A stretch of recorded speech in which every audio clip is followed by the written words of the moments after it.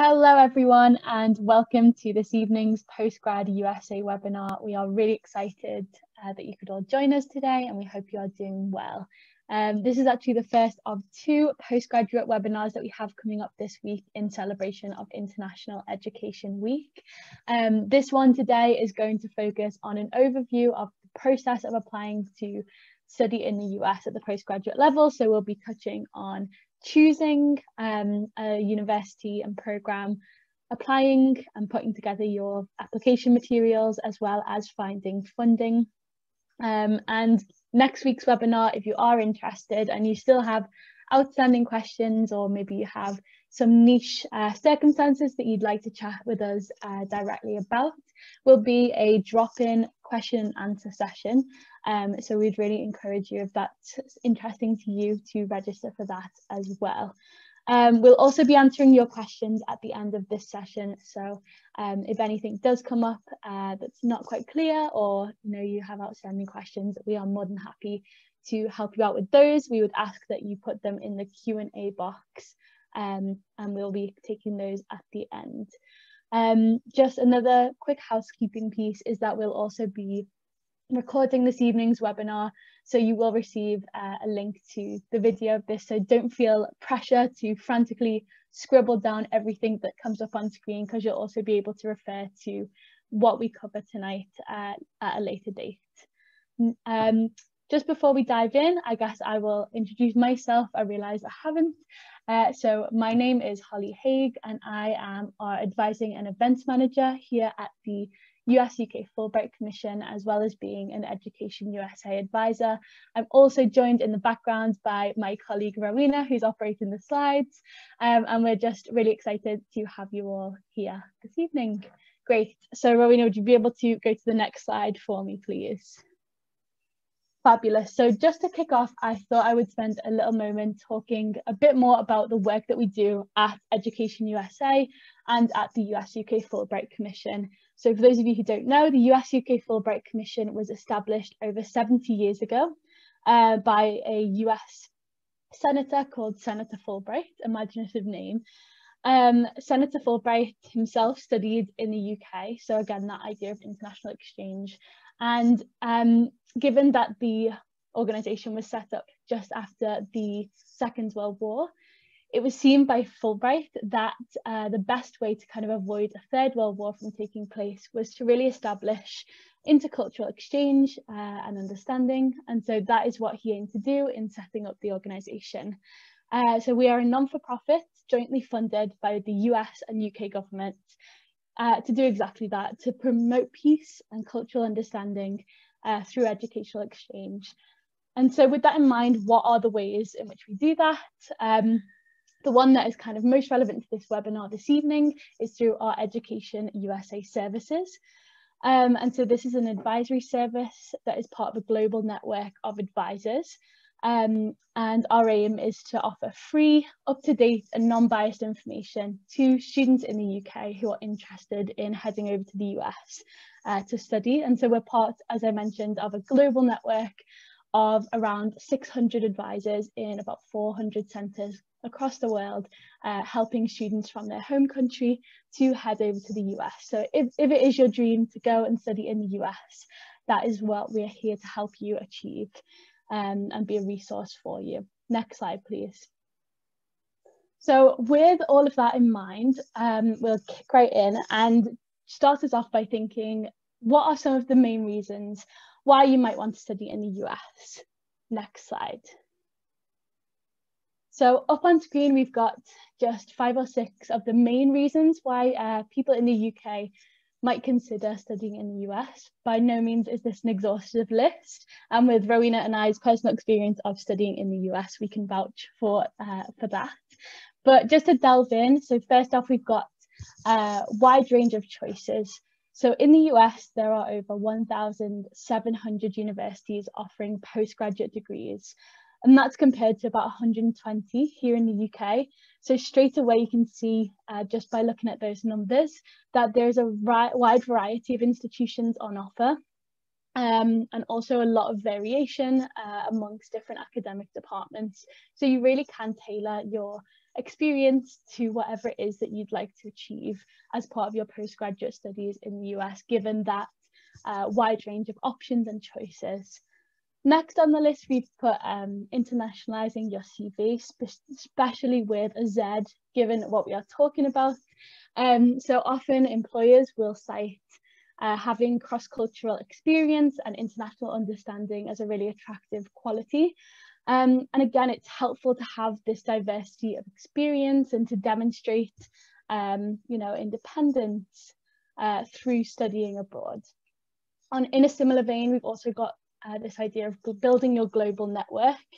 By studying in the US, you have an unparalleled opportunity to create these global networks, not just with American faculty and colleagues, but also with diverse colleagues from across the world, for whom it's really attractive again to go and study in the US.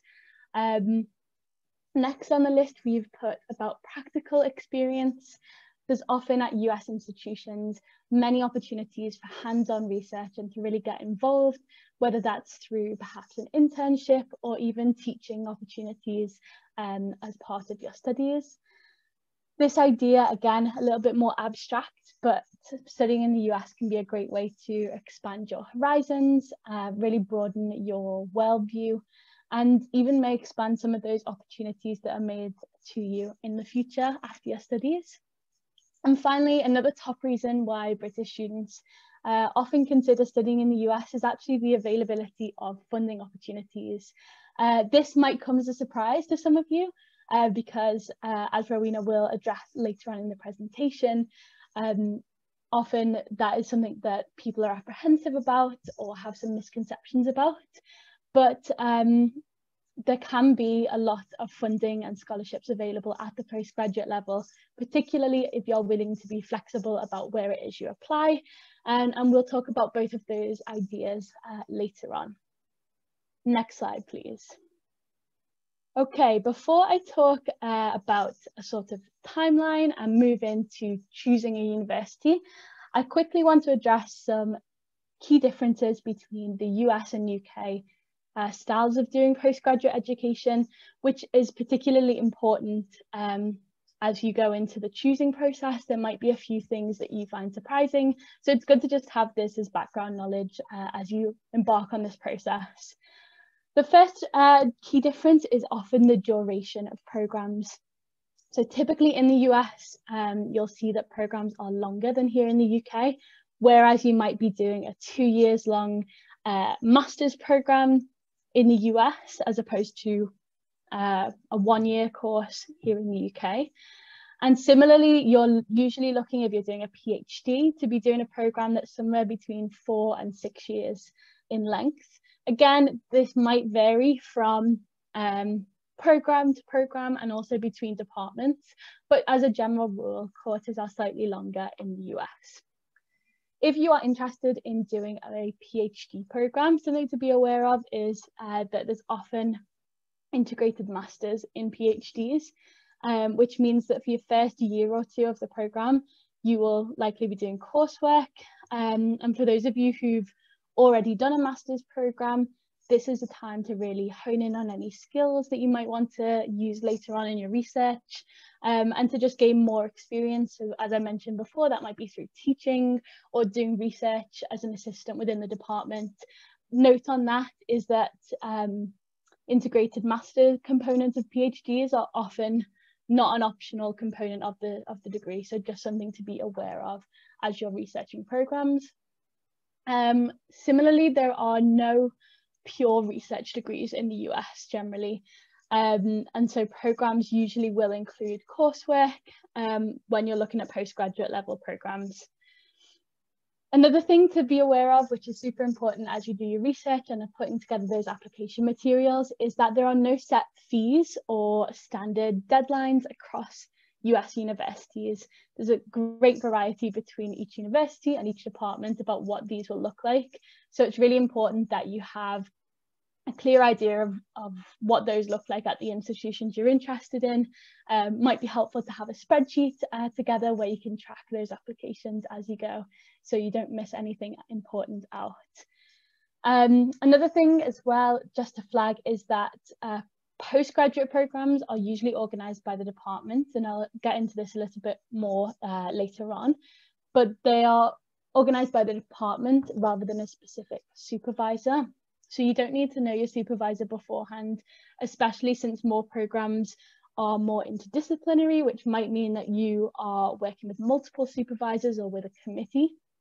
And you also, as compared to the UK, don't need to have as in-depth of a research proposal. There is an expectation that you will sort of figure this out and hone in on that and kind of refine that as you move through your studies. And finally, just in terms of law and medicine, if you are interested in either of those, these are both subjects that are studied at the postgraduate level rather than the undergraduate level in the US. Okay, great. Next slide, please, Marina. Great. I'm now going to run through a kind of overview of a timeline that we recommend that you follow just to make the most of your time in the application process. So we typically recommend that about 12 to 18 months before you plan to enroll is when you begin researching programs, just to make sure that you cover all ground and that you've really found some good fit universities for you. Next, about sort of 10 to 12 months before you plan to enroll, you'll want to finalise a selection of usually somewhere between 4 and 6 universities where you'll ultimately apply. And around this time as well, you'll also want to look into applying to take any required admissions exams and put together some rough drafts and some information that you might want to include in your application process. About 8 to 10 months before you enroll, then you will want to be putting together that application in a bit more depth and submitting any applications according to their deadlines. Around 4 to 7 months before you enroll, so usually in the springtime, you can expect to hear back some of those admissions decisions from US universities. And using that information, you'll then notify universities of your decision and apply for your student visa about 1 to 3 months before you plan to enroll. Again, just on that note, there are lots of resources on our website to help you with that pre-departure planning, including travel advice, living arrangements, campus life, that type of thing. So I'd really recommend, if you are at that stage or get into that stage, that you take a look on our website. And then you will actually head off to the US to begin your studies. And just to flag that this is normally slightly earlier than UK programs. So you'll typically start around mid-August or early September. Okay, next slide, please. Right, so now we're going to move into choosing a program and some top tips for narrowing down your options. As I mentioned earlier, with such a wide variety of over 1,700 US institutions, there is a lot to choose from, and each institution and department will be very different. So let's talk about some strategies about how to narrow down where you want to actually apply. Next slide.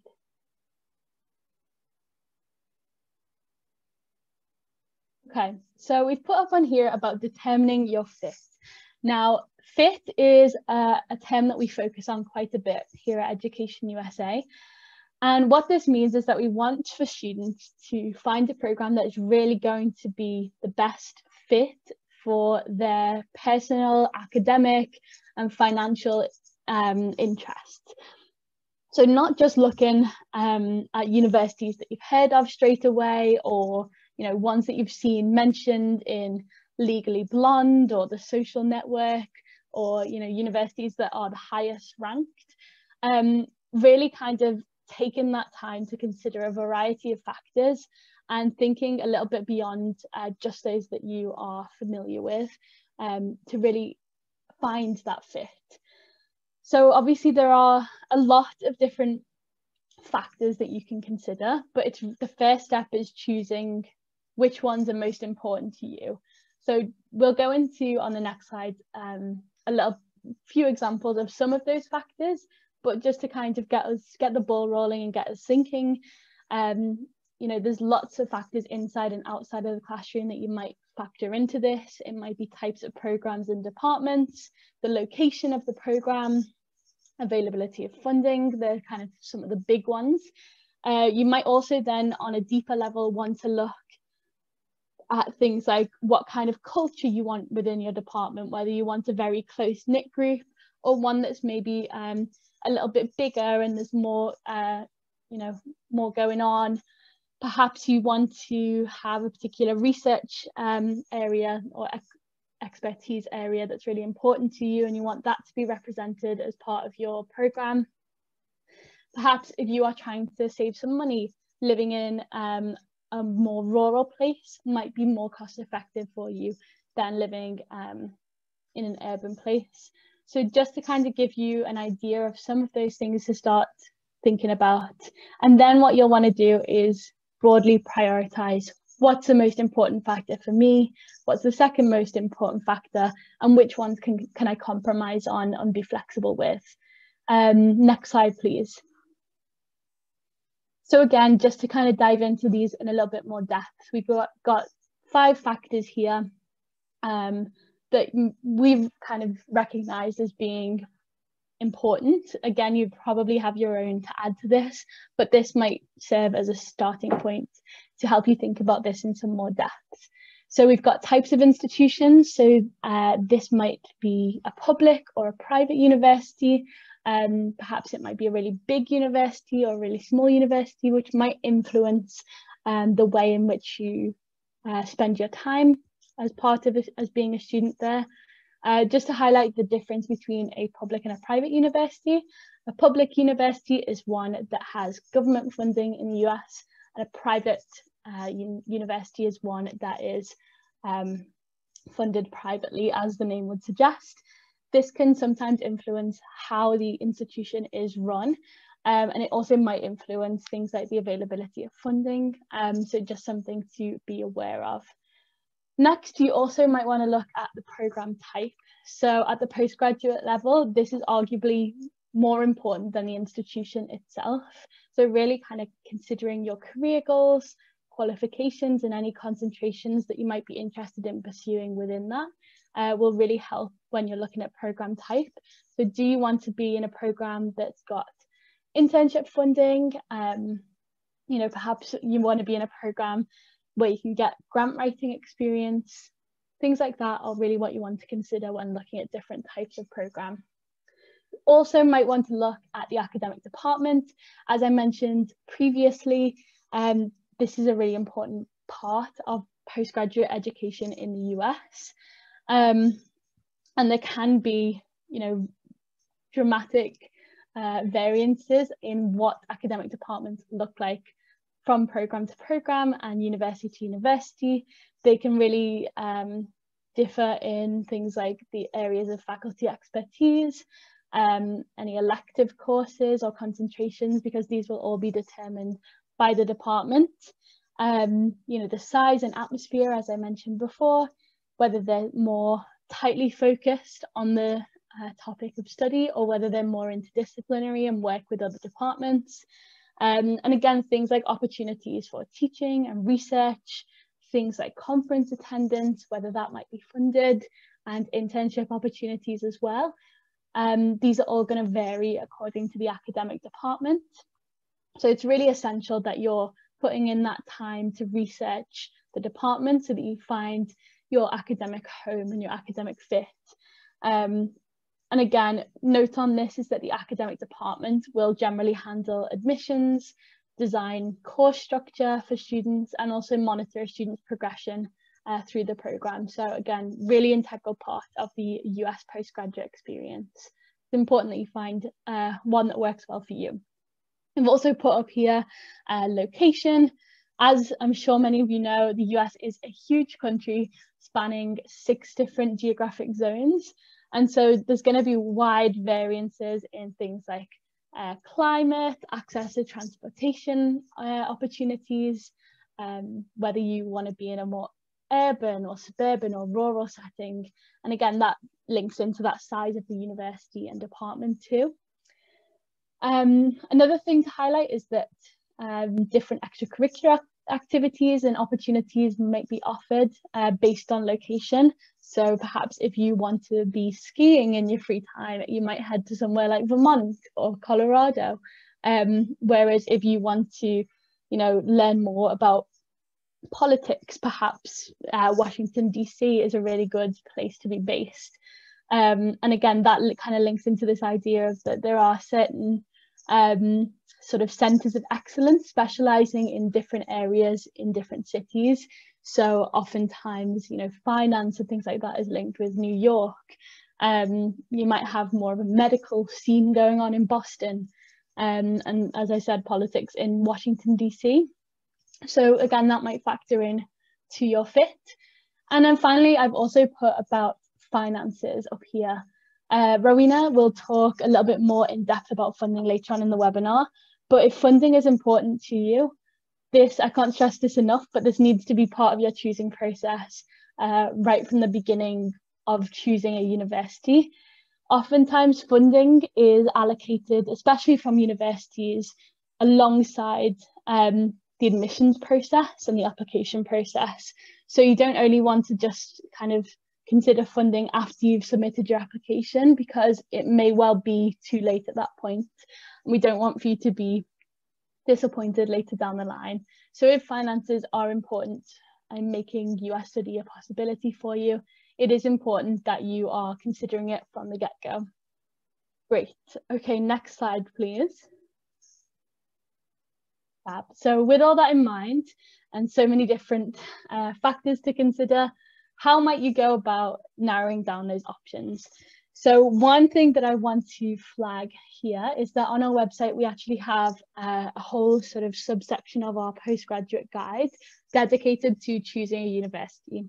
And if you haven't checked that out already, I would highly recommend doing so, because we have a plethora of different resources and links to helpful search engines, such as findaphd.com and gradschools.com. And so that's a really great starting point to get some initial links to different search engines that might be a good fit for you to use.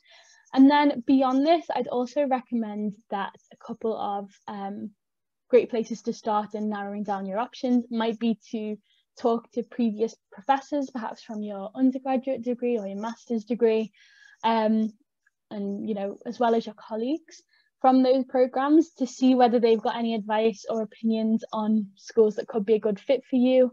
You also might want to look at any, work of any scholars that has really resonated with you or has been particularly interesting to you. Is there anyone that you have identified as doing the kind of research that you would want to be doing that are based in the US? Have a look, where are they teaching? Where are they putting their research out of? What are their colleagues working on? People who they've cited.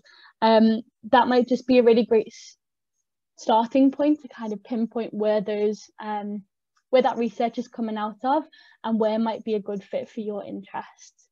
So I'm going to go through in a moment just an example of one of the resources that we recommend on our website that you can use to narrow down your options. But just to give you a sense of the goal, as I mentioned earlier on in the presentation, we usually recommend that you apply to somewhere between 4 and 6 US universities. It's kind of a more manageable amount, despite there not being a limit on how many you can apply to, just from a time and money standpoint.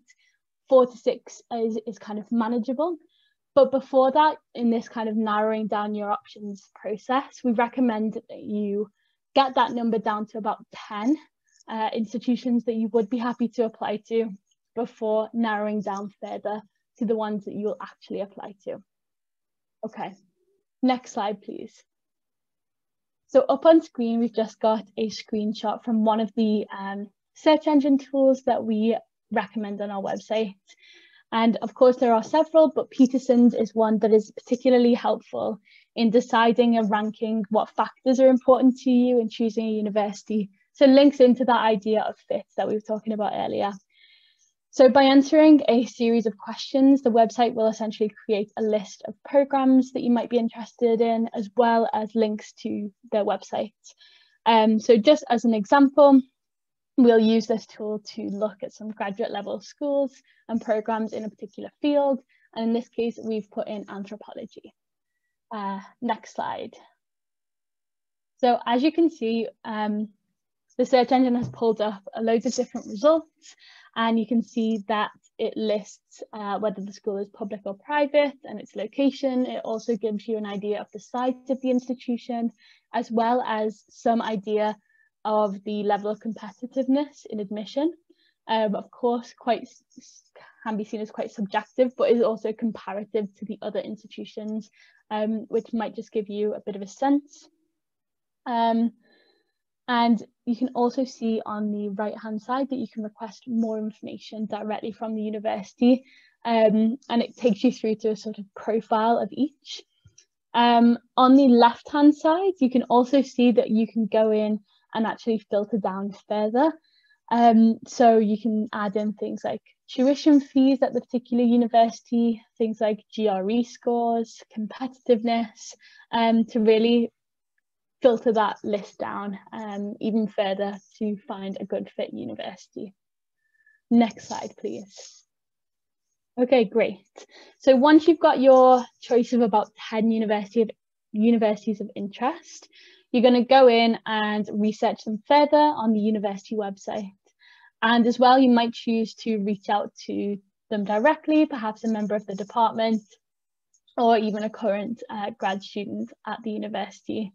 So as I mentioned earlier, the goal then is to select about 4 to 6 institutions where you'll ultimately submit an application. So just to give you an idea of what you're kind of looking for on the university website, here you'll often be able to find out more information on the faculty. Some will even list the faculty members' CVs. And so it will also give you a sense of their research interests and maybe also a list of their publications. So you can have a little mooch around and see if it looks like a good fit for you and the type of research that you would like to be doing as part of your program. Sometimes as well, you'll see faculty's contact information for specific professors that you can reach out to. And so you might be able to ask, if they're still working on a particular topic, find out what they're working on at the moment and if that works with your interests. And it's also a good way to kind of build that relationship, which can be important as well in demonstrating your interest in the program. As I mentioned, it's often the department and the faculty that are dealing with that admissions process. And so it will only be a good thing if they can remember you and know that you're interested in what they're doing. Another thing, as I mentioned briefly, is this idea of reaching out to current grad students. This can really provide valuable insight into the student experience, which is obviously what you would be going through if you were to move out. You can ask them things like, what kind of projects they're working on, really get that insider's view on how close the relationships between other students are and with professors, and getting that insider's view into what campus culture is like, maybe even asking more broad questions about what the local area is like, how to find a good apartment, and expectations for the cost of living in the particular area. So yeah, usually the departments themselves can put you in touch by email with the current student. So it's a good way of sort of determining what it's like to study there. Great. So I hope this has been helpful in providing some overview into that sort of choosing a university process. I'm now going to hand over to Rowena, who's going to go through the process of completing an application as well as finding funding. Fantastic. Thank you so much, Holly, for the introduction through that research process and through that choosing process. So now, once you've done that work to identify which universities are going to be on your shortlist for your application, we're now going to talk about the application process as we go. So completing an application is something you'll need to do in order to apply to your program. And as Holly mentioned, it's in that timeline, it's something that I would normally recommend you consider doing as early as possible in that cycle of the year. So if you plan to start, let's say in summer 2022, you would be looking to apply as early as possible in the autumn of 2021. So that's the kind of timeline you want to be thinking about, and obviously doing that research beforehand is really helpful. Applications are made to each program, so there isn't a single place that you can go to make an application. Instead, you will find information on every single program's web pages about how to apply to that particular program, and it may be a program specific application, or there may be a general application for graduate programs at a particular university. Each program will tell you how they expect it to be. So I think it's really helpful to first start to think, if we're thinking about strategic admissions here, what is a US university looking for in a graduate application? Now, obviously, there are so many different disciplines at a postgraduate level, and obviously an MBA application is likely to look quite different to an application for a research PhD program in, I don't know, electronics.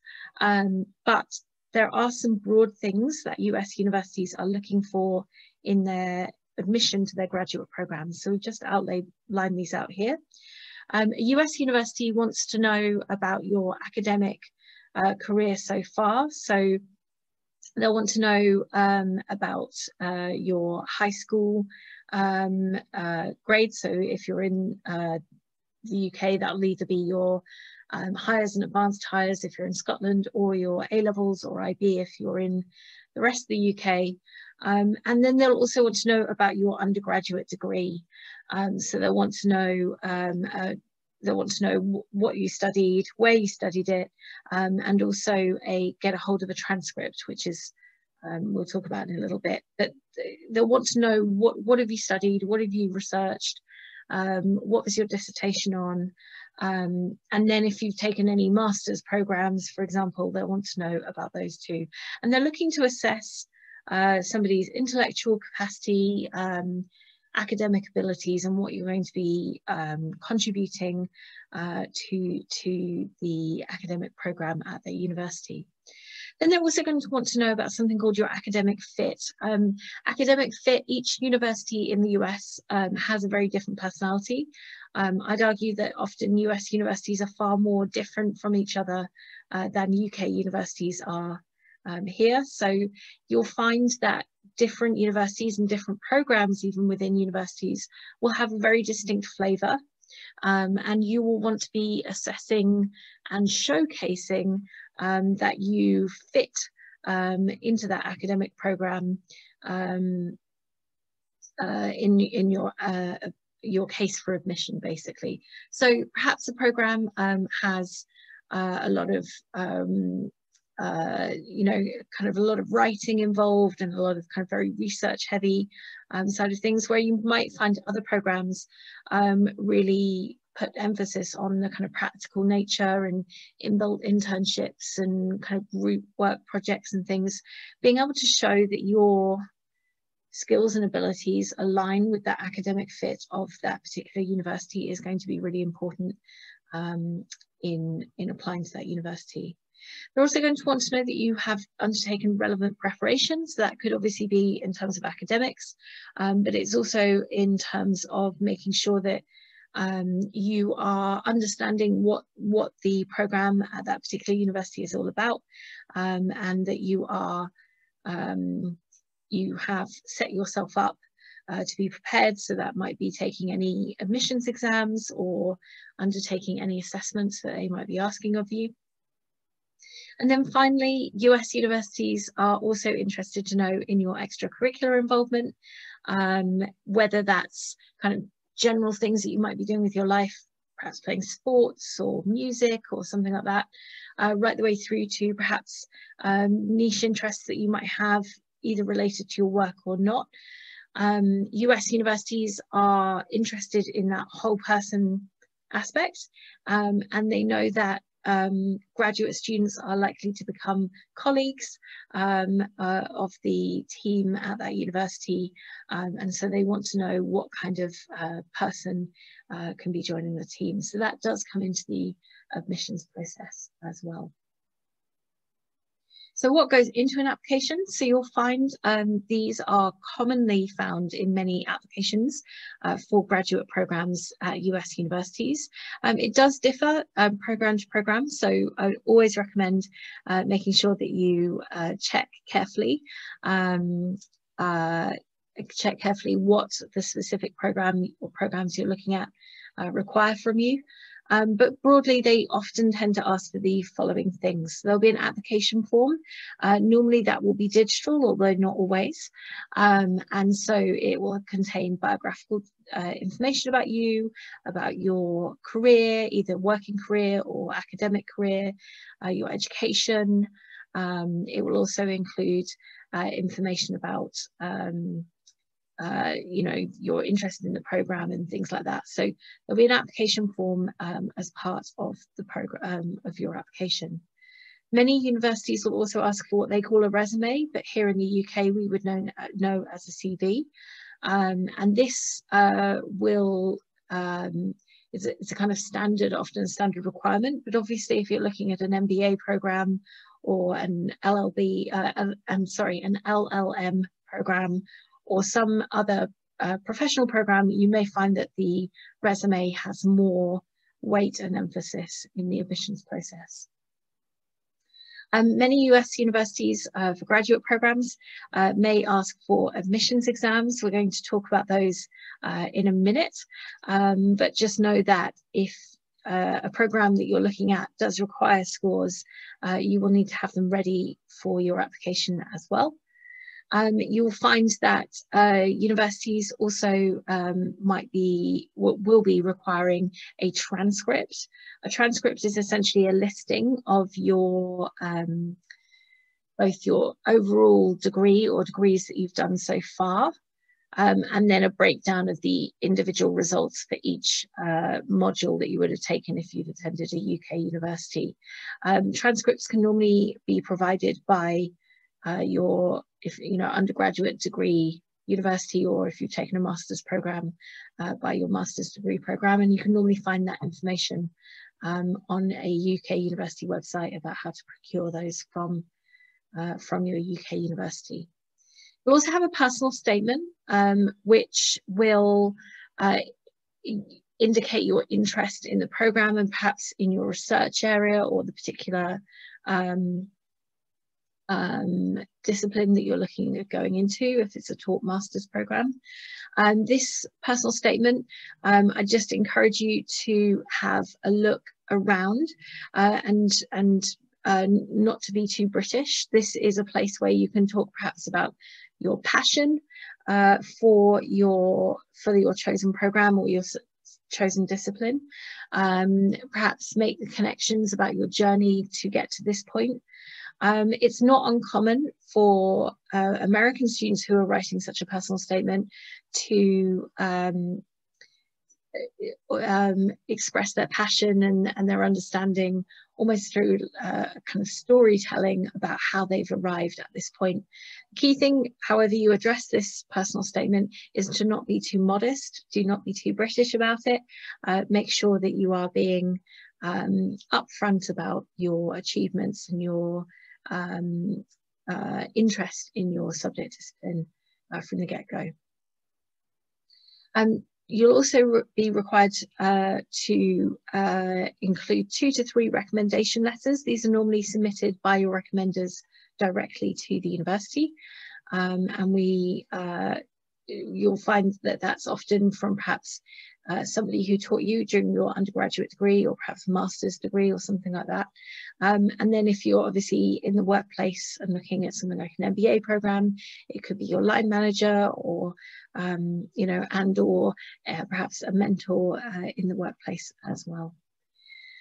The other things that might go into an application, you may be asked for an interview or an audition. Obviously, if you're looking at doing a performing arts program, that's when an audition comes in much more. Or if you're looking at visual arts or an architecture program, you might be asked to include a portfolio.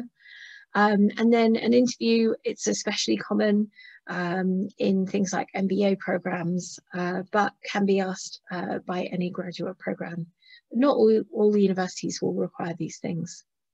And then the other thing that will be included in your application for a graduate program, the university may well ask you to submit some submission of your work so far. Many British students satisfy this requirement by perhaps enclosing a chapter of their undergraduate dissertation, or if you've obviously done a master's or something like that already, you may well have other pieces of work just to demonstrate kind of writing style, originality, thought through ideas, things like that. So that's normally how most students who have been to a British university satisfy those requirements. And then finally, many US universities will ask for an application fee to join their program. This can vary hugely. So again, you'll be able to find that on the university website.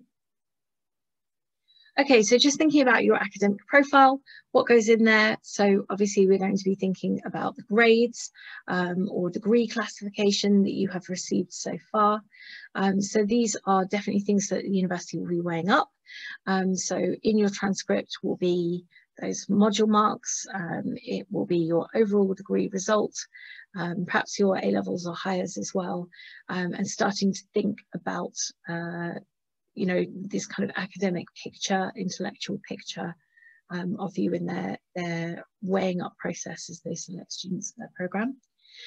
They may also, if they do ask for test scores, they will be taking these into account. We'll talk about test scores in a moment, but these can be a tool for them to weigh up different candidates against each other. They'll also be looking at your research or your research interests up until this point. So again, being aware of how that is coming across in your application will be really important. So you want to be able to articulate kind of perhaps research, especially if you're looking at a research degree like a PhD program or something like that. You want to be able to articulate your reasons for interest in that research and your passion to follow that through. Especially if we're looking at a professional program like an MBA, a program may well be very interested in your work experience so far. So that's not just how long you've been working, but it may be what you've been doing. And, you know, if it's an MBA program, often the contributions that you've made, results that you've achieved in the workplace will be a factor. And then we've popped here the X factor. It will be a combination of things. It could be perhaps a context to your application. So that might be your background or your perspective on the world as influenced by the way that you've moved through life so far. It could be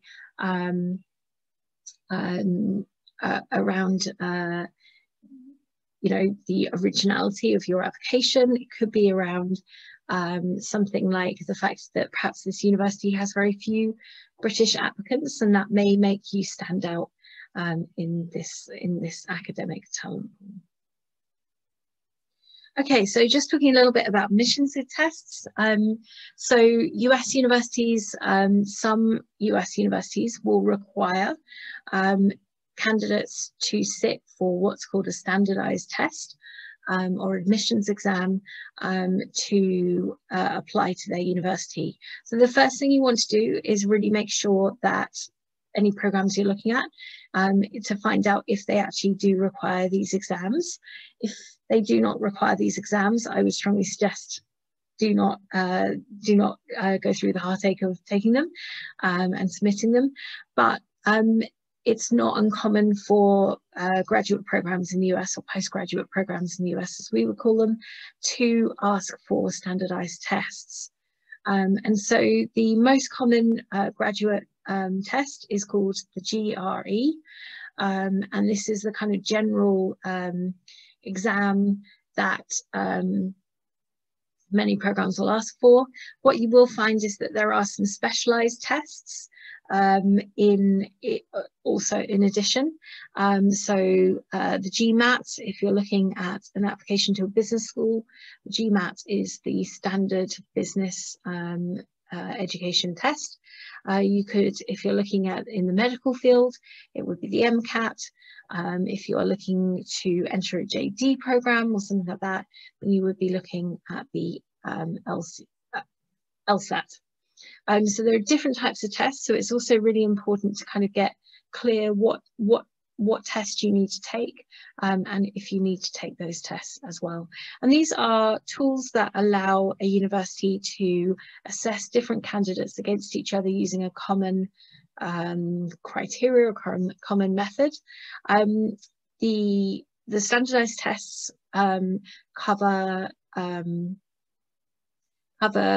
both quantitative skills and also things like verbal reasoning skills as well. So the GRE is divided into two parts, and you'll find that often people are stronger on one side than the other, and depending on the type of program you're applying to, that will be absolutely fine.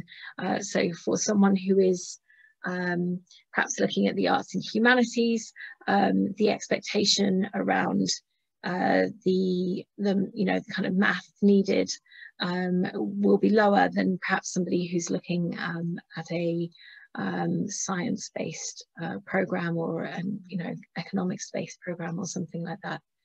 The tests vary between them, so it's worth spending a bit of time doing a bit of research into what each test is asking for and how it is delivered.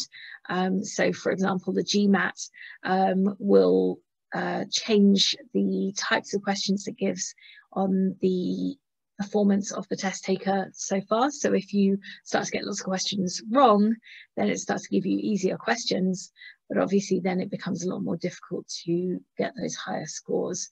So you want to be kind of aware, is it an adaptive test, learning about how the test is given, and there's lots of information both on our website and on the individual test websites, as well as all sorts of information on everything from YouTube to textbooks that you can buy online, right the way through to companies that you can pay for test preparation and teaching to get the highest score possible. I'd really recommend, these tests are designed for Americans, and so therefore I'd really recommend spending a bit of time before you plan to sit the exam, preparing for the exam, and really kind of getting familiar with what each test is testing of you. These tests can be sat here in the UK. They do cost a fair old amount, so again it's worth being prepared, and some of the tests will have different lead times, so you may find that you have a registration window by which you need to book to be able to sit the exam, but they are available across the UK, and you can find out information about booking seats on the each test website. Again, really encourage you to spend a bit of time getting familiar and understanding what you need to take, and even indeed if you need to take it. Okay, so coming back to personal statement, we talked about this a little bit. It's really important to use the personal statement to really help set your application apart from other people applying to that particular program. We often see that British students applying to US universities sometimes feel that they have to come up with a whole research proposal like you might when you were applying to a UK university. Know that most US universities are, unless they specify, not looking for an in-depth research proposal. They kind of expect that you will spend the first period of time on the programme developing that research proposal with faculty, especially if you're doing an integrated master's along the programme. You want to use this personal statement to really showcase your passion and why you want to be studying on that programme and why you want to be in that discipline. And again, this is a place where you can use it to describe your academic fit. Why are you a good fit for this university, and why is it a good fit for what you want to achieve? And again, just really encourage you to think clearly about what you want to be conveyed by this personal statement, and then also to make sure that you're not including things that are perhaps cultural references that American readers might not get, or cliches at all either. So making sure that you are not being too modest is also a pitfall that we see some British students falling into. So these letters of recommendation, you're going to be looking for people to ask people to write them for you. These are people that who know you well, who are going to be able to talk about you, hopefully enthusiastically. But what you want to do is make sure that they are people who can actually know who you are. So definitely really thinking about perhaps lecturers at university here in the UK who actually, so it's not just you've sat in the lecture theatre for a year, but perhaps you've actually been to office hours, or you've been asking great questions, or you've been submitting really great papers, or been in seminars with a lecturer as well. So you want to be thinking strategically about who you're going to ask, and a US university really does expect the referee to be able to talk to who you are and what you're all about. It's definitely a marketing tool for you as an applicant, so you won't see these letters before they're submitted, but what you can do is just, ask to meet with your referee. So if it's perhaps a faculty member at your university here in the UK, and perhaps you're doing your undergraduate degree at the moment, you could always meet with that faculty member and perhaps just talk through some of your passions for the subject, perhaps something you've enjoyed in their class, perhaps highlight particular papers you did well on, something like that, so that when the referee comes to write their letter, these are some of the things that are top of mind. And then again, you want to encourage your referees to be enthusiastic, positive and descriptive.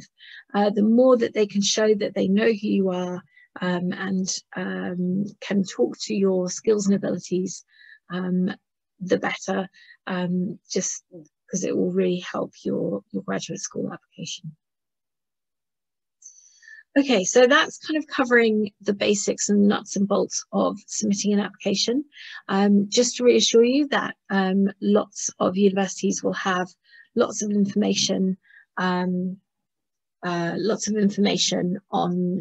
website about what needs to go into that application, and you're always very able to email the program administrator, who will be on hand to be able to answer questions and is very used to answering questions, particularly from international applicants who may be a little bit less familiar with the application process. So don't hesitate to get in touch if anything isn't clear on the university program website that you're looking at.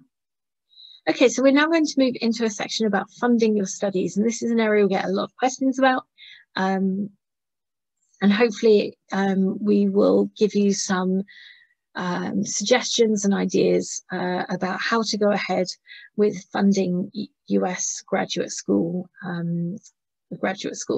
This is an area that both international students and American students alike struggle with, so it's something that is really worth spending a bit of time on, particularly in your research area. So as you're researching different universities, really spending a bit of time thinking about the funding available to you, and having that up front at the top of the process.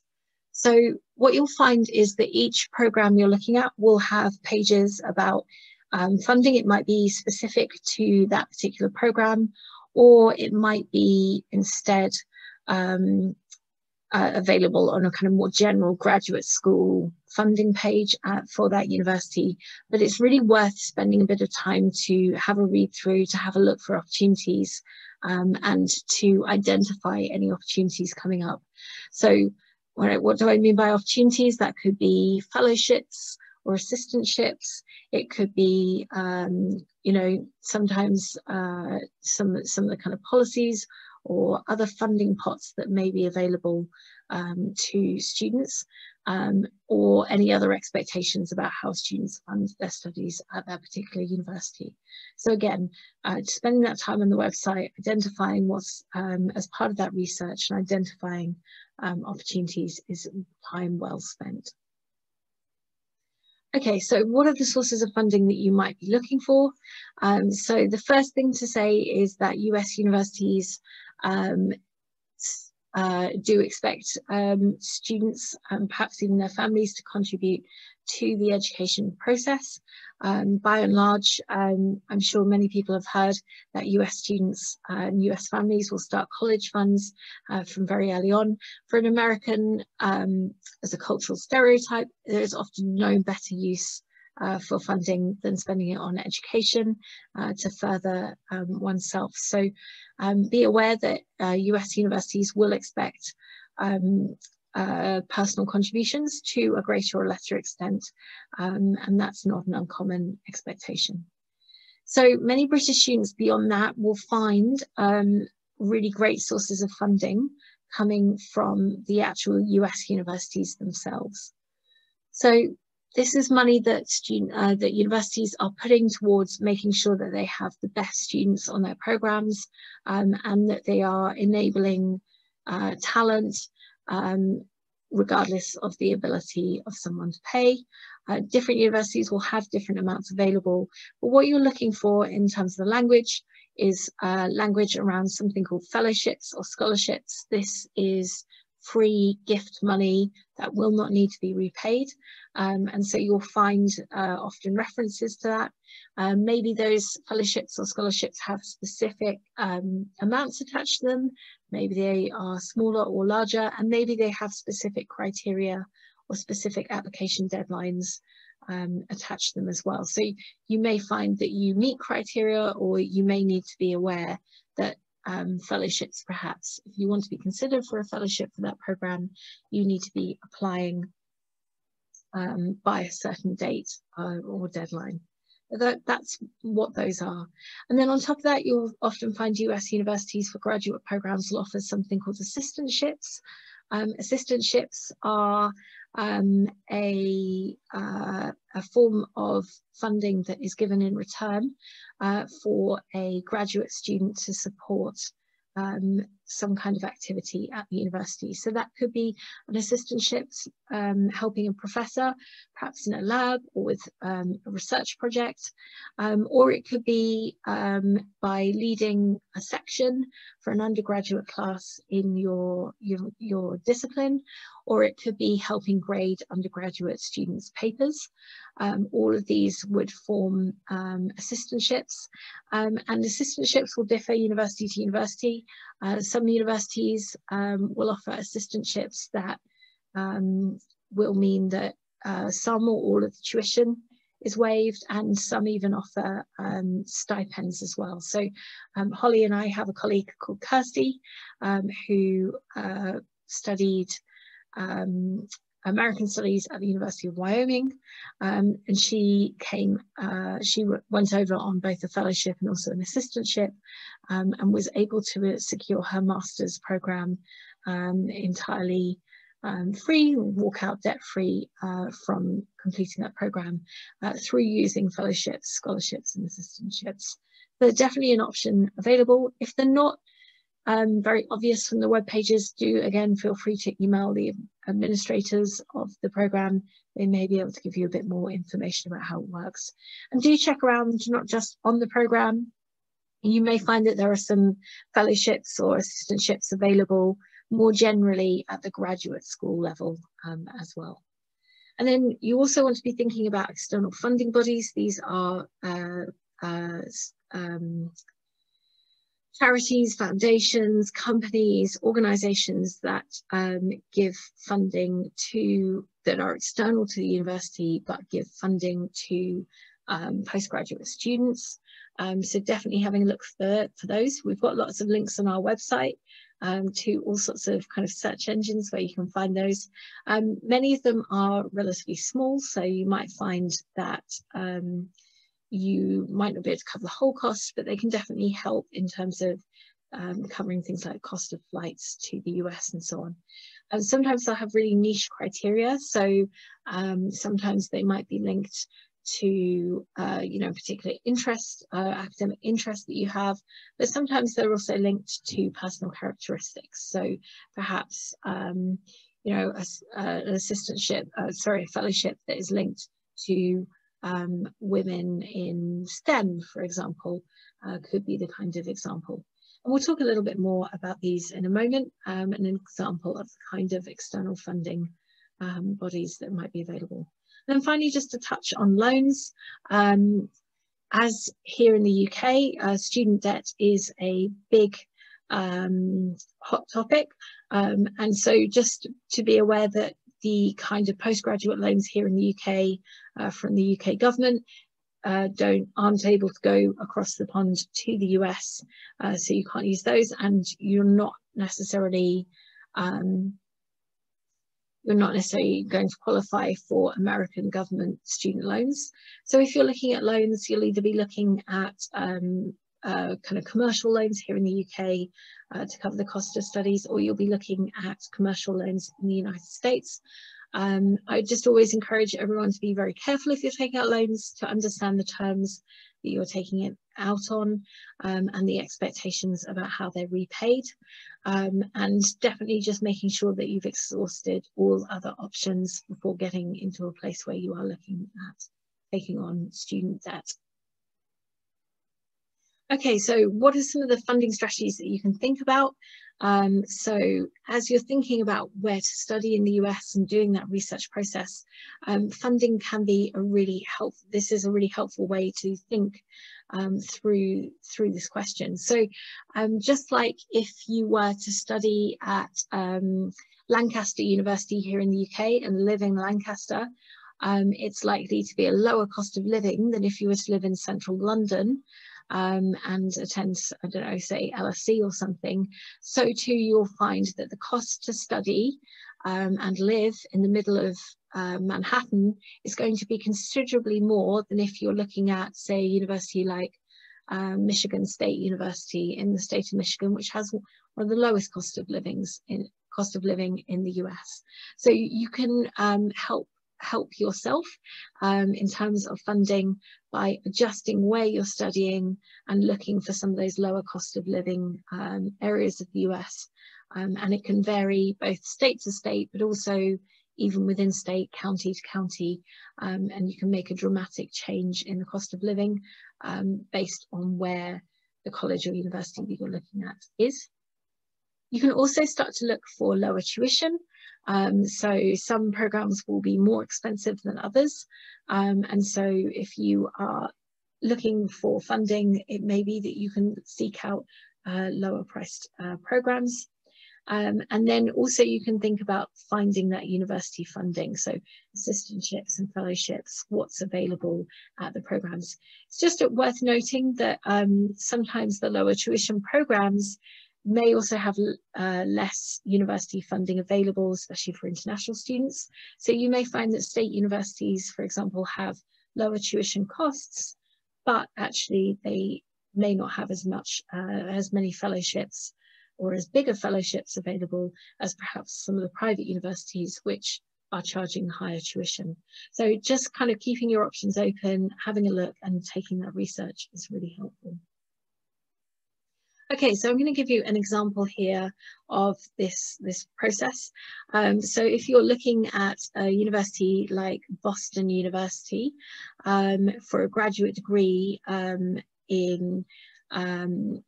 public administration, you are likely looking at a cost of around $50,000. You know, so it's an expensive undertaking, Boston University being a private university. So just down the road, you can go to the University of Massachusetts, which is a public university, and you can find a similar program for almost half the cost less. So just being aware that just by changing one of those factors, you can start to change the cost, can really help. And the cool thing about University of Massachusetts is you can actually take classes at Boston University due to the agreements they have. So you can actually end up receiving the same teaching, but just for less money. So just being aware of some of these kind of quirky things, and adjusting some of those, adjusting some of your parameters can really help with this funding thoughts. Okay, so just thinking about some of those funding opportunities available. These are things that you want to be looking for on university websites, keeping an eye out for, and using all the scholarship and fellowship search engines that we have available on our website. We've got lots of pages about funding on our Going to the US Graduate School application guide. So please do go and have a look. And we're also very happy to take questions as well. So some of the kinds of opportunities, as you're researching these, you want to be keeping track. Is there any deadlines? What does it cover? What's an opportunity available? And so I'm just going to show you an example of a US university website. So this is for the University of North Carolina in Chapel Hill, and this is for their Department of Political Science. You can see down the left-hand side in their graduate program that you've got pages about admissions, about the courses, about meeting alumni, etc., etc. So you've got all sorts of information about their programs in this area, but they have a specific page called Fellowships and Assistantships. And then we've popped a red box around some of the language here just to help you see what we're looking at. So it says here, most students in the Department of Political Science are supported by fellowships and assistantships. So if I was looking at this and interested in this program, I would be thinking, excellent.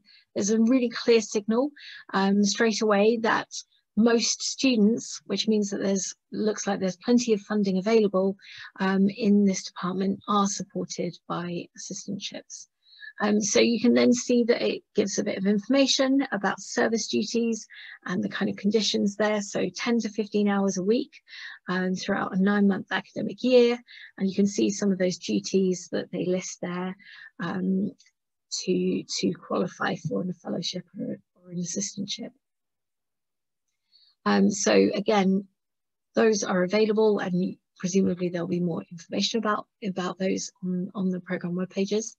You also see that it then says graduate students in political science are also eligible for a variety of competitive university-wide fellowships. So beyond the actual program and beyond the actual department, the university is indicating that there are postgraduate, graduate fellowships available across the university.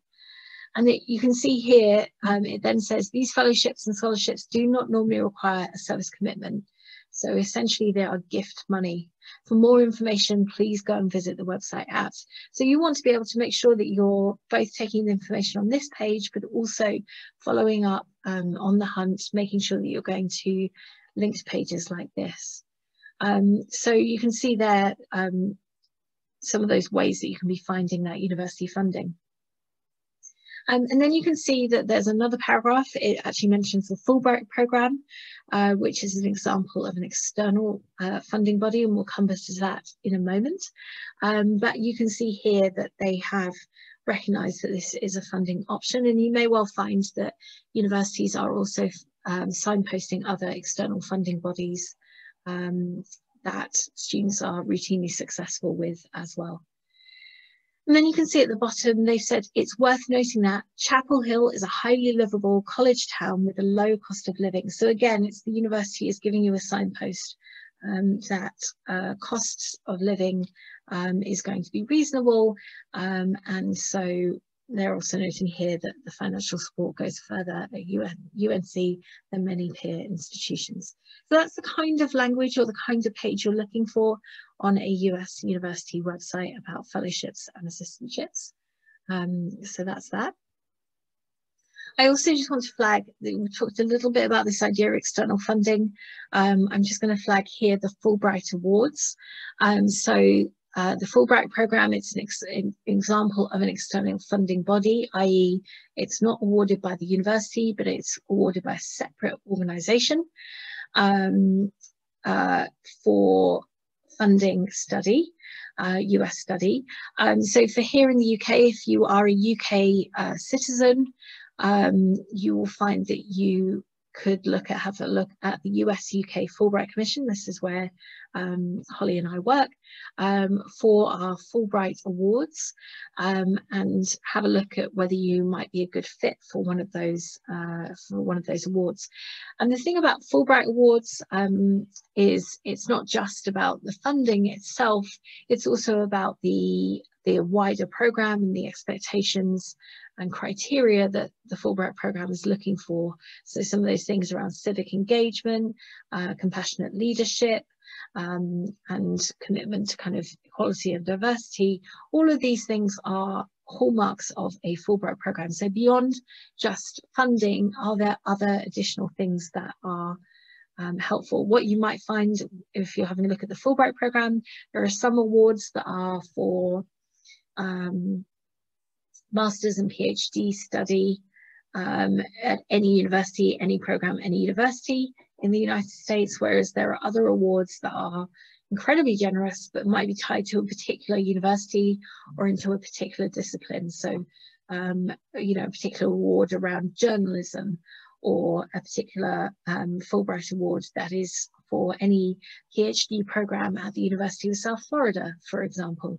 These are examples of specific awards tied either to specific disciplines or particular universities, as well as those kind of open-ended areas.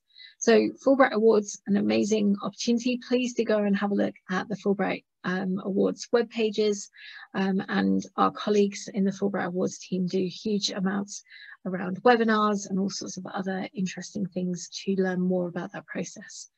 In terms of applying for a Fulbright Award, the competition runs from August through to November each year.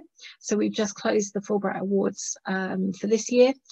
So if you're looking to start your studies in 2022, you will be looking to apply between August 2021 and November in 2021, and then the selection process goes through November through to February. This is an additional application on top of applying to the specific program that you would like to study at. So all the eligibility requirements, deadlines, further information is available on our website, and also we've popped here the Fulbright Awards team email address. So if you do have any questions, you can drop them a line. Okay, so what are my top tips when it comes to funding? So many questions about this. Here are my top tips. My first tip is start early. Make sure you're on top of your research. Make sure that it's something that you're thinking about as you're identifying programs that will be a good fit. Make sure that you don't submit an application, get all the way to the end of the process, perhaps get an offer of admission, but suddenly realise that you don't have the funding in place to be able to take up that offer. So the earlier you can start, and also the earlier in the cycle you can apply, the better. You may find that otherwise you've either missed some deadlines or they've already allocated their fellowships if you leave it too late in the process. So early bird very much catches the worm on this. You want to be willing to put in that extra time and effort. We get a lot of questions like, is there one place that I can go to find this information? And unfortunately not. It is time spent doing that research and applying for the different scholarships. Obviously, if you don't apply, then you definitely don't get them, but it does require extra time and effort alongside the admissions process. I can't understate the next one enough, being flexible in your choosing universities. Many students from the UK tend to gather around specific universities. So just really encourage you to explore universities and to find funding options that are available. the fewer British students who are, and fewer international students who are looking at a particular university may increase that chance of securing funding. Think about your cost of living, minimise your upfront costs, and just kind of being aware of that. And then also being aware that that financial assistance once you arrive in the United States may be possible. So you may be able to get beyond your assistantship, there may be a possibility of getting some kind of a part-time job on campus, but unless you're a US citizen, you will need to adhere to the terms of your visa, which has limits on the amount that international students can work. And also being aware that if you're admitted to a US university and you are not a US citizen, then when you go to a US embassy for a visa, the US embassy will expect you to be able to show how you're going to be able to pay for your studies before they will grant that visa, ruling out some of that extra work. So just wanting to make sure that you're kind of aware of some of those top funding tips. Okay, so just moving into this last section, how can we help you continue exploring US study and making applications? There are a few things that we can do to help. So the first thing I just want to flag is our website. If you go to the Going to the USA section under the Graduate School Applications Guide, we have a full amount of information there, step by step, links to all sorts of helpful web pages, search engines, tools. It is all there, it's all open and freely available to everybody. If you have any questions, we're going to be coming up to questions at the end. If you want to put them in the Q&A box, Holly and I will be taking those questions towards the end of this webinar. Also on the Fulbright Commission website, you will find information about the Fulbright Awards and also all sorts of news and events to support US study. So please do check that out. We also offer an ability to take questions. So if you're researching and you perhaps come across something you're not quite sure about, or you want to ask a question, Holly and I look after an inbox. So please feel free to email us and we will try our best to help you. And also we do take questions by phone as well, and details about that are on our website. And then we also run all sorts of events. So whether it's general events like this about studying generally for graduate school, right the way through to events for you to meet with different universities or to dig into a specific part of the graduate application process. All sorts of events, and you'll find those on our website. At the moment, these are all virtual, thank you coronavirus. But if and when it is safe to do so, we will move back to in-person events as well, and we hold those across the UK. Okay, so I'm now up to the question and answer, and we'd be very happy to take any of your questions. So what I would just ask is if you do have any questions about what we've covered this evening, or perhaps something we haven't covered that you would like us to cover, please do feel free to pop over to the question and answer box. I'm very happy to answer there. And we will be able to answer those. So please do pop those in the box, and we will be able to answer them. So Holly's back and joining me now, so we will try and add to these questions. You know, I totally recognise that you may need to step out of the webinar before we finish the Q&A. So if that is you, please know we are delighted to have you here this evening, and particularly as part of International Education Week. So please do don't feel that you have to hang around if you need to move on, and we will be sending out a recording of this webinar afterwards. So jumping into the questions, Holly, there's a question here that I'd love to see if you wouldn't mind answering. So Jenny's asking, do you apply for scholarships first or apply to the university first? And is it best to apply for a scholarship first and then apply, or to apply to the university and then apply for a scholarship? Yeah, great question. So this is really going to depend on both the university itself that you're applying to and indeed the scholarship that you're applying to. So often if you are applying for funding that is from the university, it will kind of follow a similar trajectory to the admissions process. And the universities will make both of those deadlines pretty clear, usually in a similar sort of part of their website and their application process. But that kind of goes back to this idea that I was talking about towards the beginning of the programme about a big difference between the US and the UK, in that there is just so much diversity in terms of deadlines. There's no set standard in the US. So you really just want to be checking out those deadlines. But as a general point, it's kind of a process that takes place simultaneously.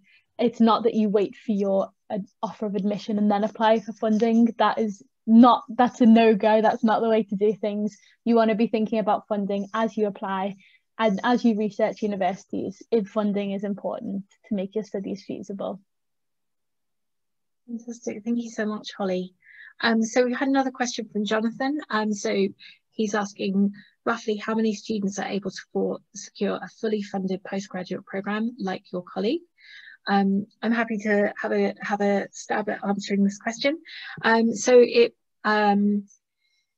don't have a figure for you across the US. What I can tell you is that every year Holly and I see students achieving fully funded programs, but it does require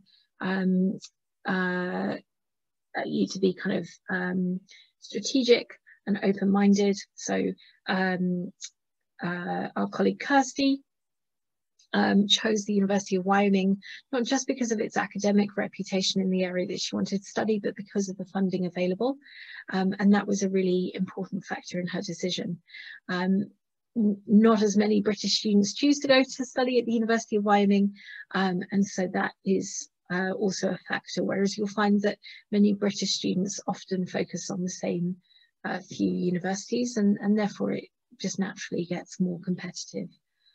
So the more open-minded, the more strategic, the better your research, the earlier your research starts, the better you will be able to put yourself in a position to achieve some funding. And you can also look at university websites. You'll find that they will often have indications for their particular programs. They'll be able to tell you how many students are on that program and then how many scholarships are available. So if you're looking at a really big, MBA program, maybe they've got 400 or 500 students joining that MBA program, and you may be able to see that they have, perhaps 30 or 40 scholarships, fellowships at that particular university. Whereas then you might fund another program, whereas perhaps a smaller program, maybe 15, 20 students, and then you can see that there are 15 or 20 fellowships available. So different universities will have different options, and even between different programs will have different amounts. Okay. Holly, I've got a question for you here. Rebecca's asking, what would be your advice if you can't get hold of someone at the university and you aren't sure who else to contact? I don't want to send too many emails to the university. Yes, okay, great question. So I think, I'm not sure, Rebecca, who you've reached out to at the university, but as I was mentioning before, those departmental contacts are going to be really important and will probably be the best place to get in touch. So I would first of all have a look on the department's website and see, which faculty have contact information, because they will of course all be in touch with one another. And so if there's one particular faculty member who perhaps you're reaching out to and not getting a response off, it might well be that they're on sabbatical or are away at the moment. So I definitely maybe reach out to one of their colleagues as a starting point. Again, another thing is, it depends, I suppose, what your query is. If you have, for example, a query about funding, you might be able to ask, there might be a financial aid department at the university who might be able to help answer more specific questions about that. Similarly, if it's a question about being an international student, there is often an international services area of the university who might be able to provide support on that.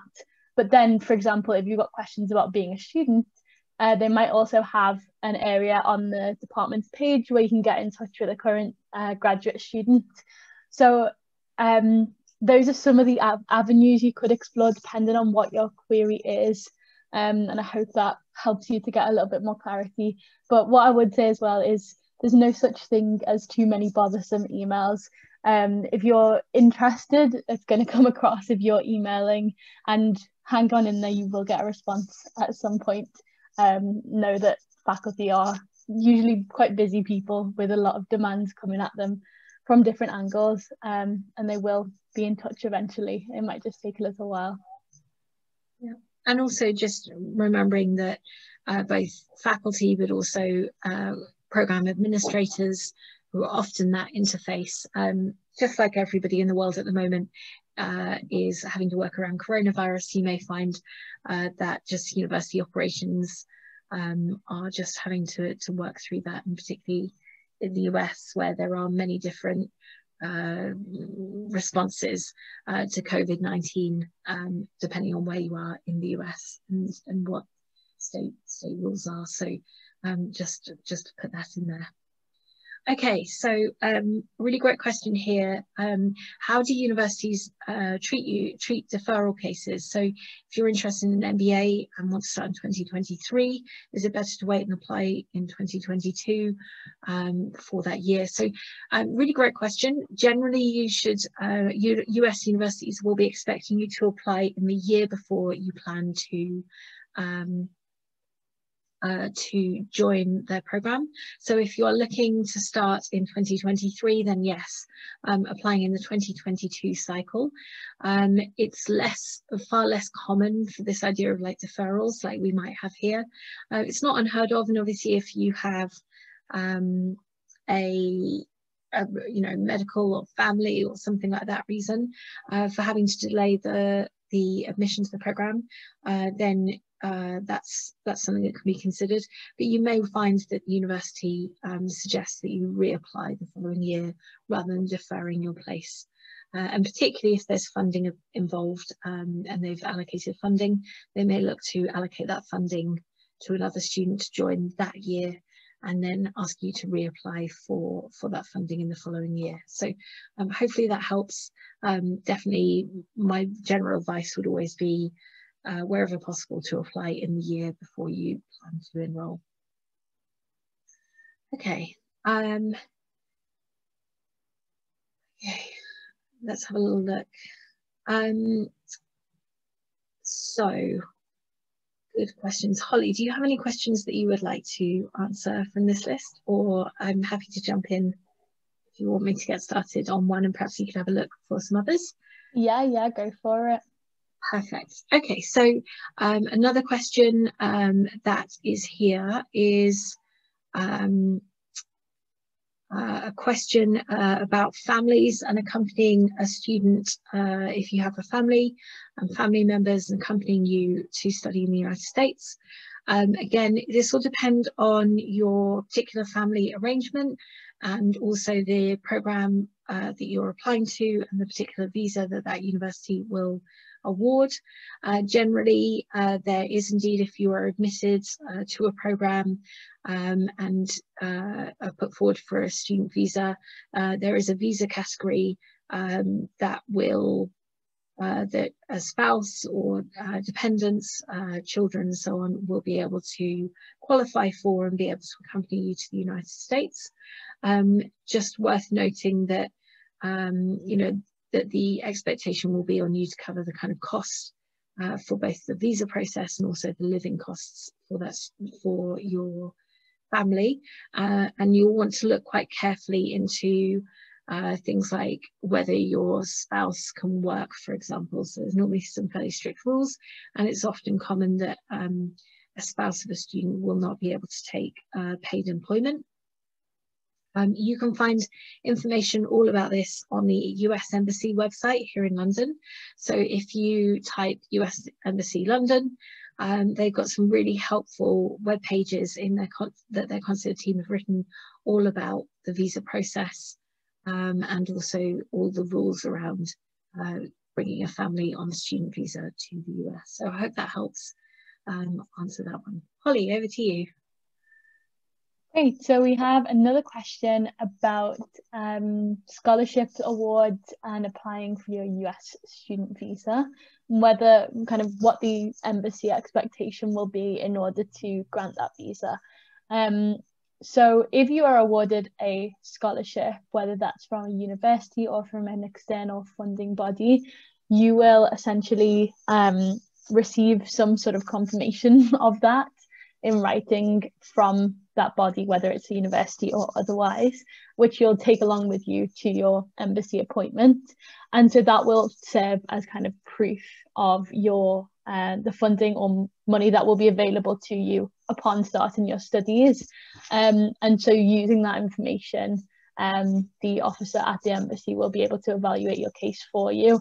So if you've got scholarship money that is coming your way, but perhaps isn't kind of with you already, you'll have that proof with you to say, this is the date that I will have that, which will enable me to go and pursue my studies.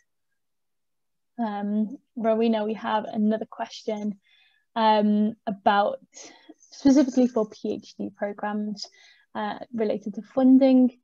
If there is a risk that you could lose out on your funding later down the line if it runs across a few years, and what that sort of looks like.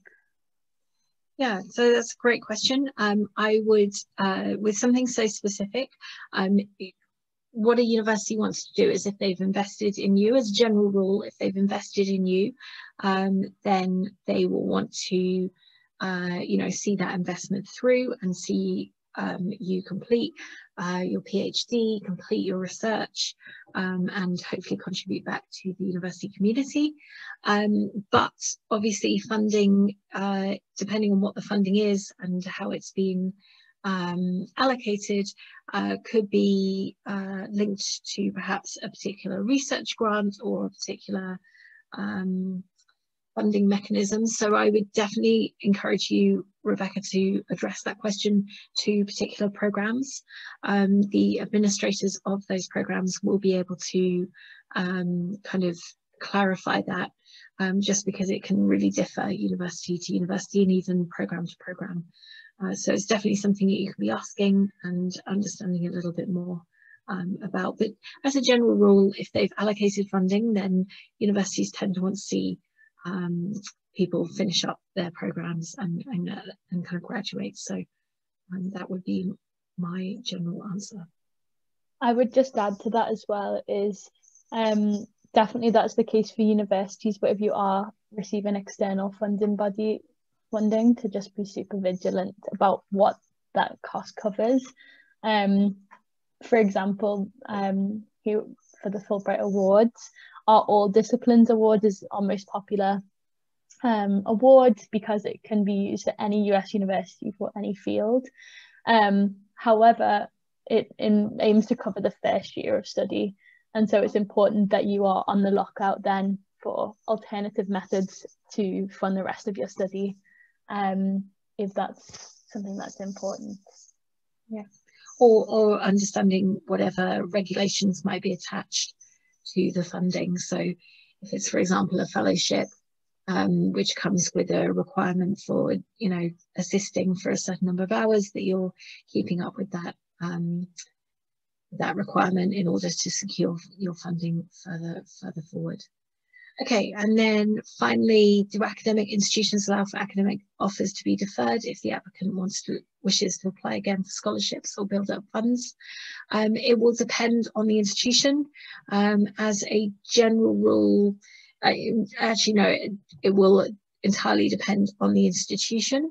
If they've reviewed your application and they think you're a great fit for the program, they may be interested in deferring you if you can't find the funding. But I think wherever possible, you would want to start the process early enough and to be kind of on top of it enough that you don't end up in this situation in the first place. So that's definitely a question for the programs that you're looking at, and you can find out more directly from then. It will differ university to university and program to program, and probably even especially given what's happened in 2020, possibly even year to year, they may well have different rules in place. So definitely reaching out to the programme administrators and asking that question is a great idea.